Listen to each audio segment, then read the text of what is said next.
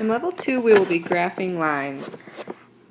We're used to graphing lines in slope-intercept form, which is y equals mx plus b, where m is the slope and b is the y-intercept. But sometimes we're given equations that aren't in slope-intercept form. Slope-intercept form is the easiest form to graph from, so what we're going to do is change the equations to be in slope-intercept form, and we do that by solving for y. Looking at this first example, if I wanted to solve for y, I need that 5x to move over to the right side of the equation. So I subtract 5x from both sides.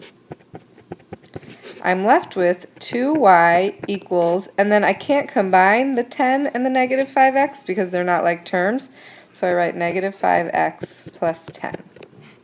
Now to get y by itself, I need to divide by 2 since it's being multiplied by 2. So I divide by 2, and over here I divide the whole side by 2, which is the same as dividing both terms by 2. So I can actually write this as negative 5x over 2 plus 10 over 2. And I just get y on the left side. And then I can simplify 10 over 2 is 5, so y equals negative 5 over 2x plus 5. The slope is the number in front of x, so that would be negative 5 over 2. The y-intercept is the number that's not next to x, so that would be 5. To write it as an ordered pair, the x-coordinate of the y-intercept is 0, so it would be the point 0, 5.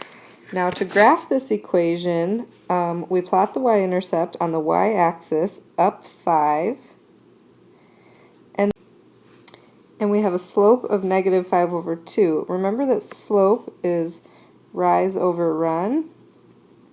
So if the rise over run is negative 5 over 2, I can think of this as negative 5 over positive 2 or positive 5 over negative 2.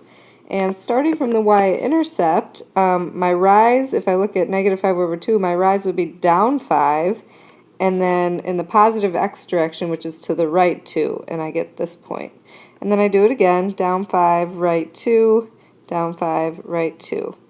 And then I could also have gone up 5 and to the left 2, and that would give me this point right here. And we connect the points to make a line. Now the x-intercept is the point where the graph touches the x-axis, and that would be this point right here. So the x-intercept is 2, 0.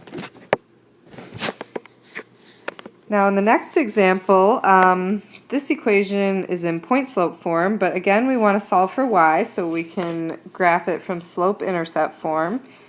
So the first thing we're going to do is distribute the 2/3, and we leave the left side alone. So 2/3 times x is 2/3 x, and 2/3 times negative 6 is negative 4. And then to get y by itself, we would just subtract 2 from both sides. This gives you y equals 2/3 x, and then negative 4 minus 2 would be minus 6. The slope would be 2/3. The y-intercept is negative 6, which is the point 0, negative 6, and we'll come back to the x-intercept. First, to graph it, I plot the y-intercept at negative 6, and then my slope is positive 2/3, so I go up 2 and right 3. Up 2, right 3, up 2, right 3. And I could also go down 2 and left 3, down 2, left 3, and there's the line. The x-intercept, where the graph touches the x-axis, is the point 9, 0. In this next example, we have the line y equals 5. This is a 0 slope line. I could also write this as y equals 0x plus 5. A zero slope line is a horizontal line, so this line has a y-intercept of 5, or the point 0, 5. The slope is 0, and I plot the y-intercept at 5, and it's just a horizontal line going through there. So this line, the y value of this line at every point is 5. The x-intercept is none. This line will never touch the x-axis. It's parallel to the x-axis. Whenever you have an equation that's x equals some number, some constant, it will always be a vertical line. The x-intercept of this line is going to be -2, and it's a vertical line where the x value is always -2.